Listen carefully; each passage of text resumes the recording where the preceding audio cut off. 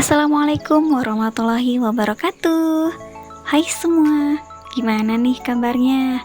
Semoga selalu dalam lindungan Allah Subhanahu wa Ta'ala ya. Amin. Alhamdulillah, balik lagi sama aku Eis.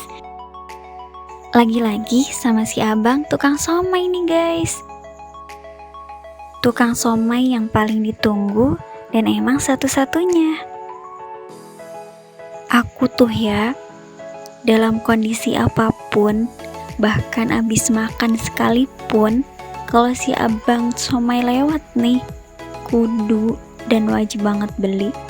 Soalnya rugi banget gitu kalau si abang lewat terus aku nggak beli, karena dia tuh kalau ditunggu ya kadang suka nggak dateng gitu.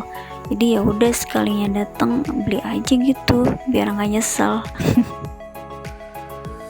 Nah, hari ini tuh aku lagi nungguin si abang. Si abang biasanya lewat depan rumah itu jam 3. Ini udah jam 3 belum dateng.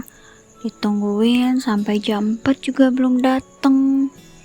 Ya udah, aku pasrah aja. Kalau si abang nggak dateng, berarti belum rezekinya aku. Ternyata setengah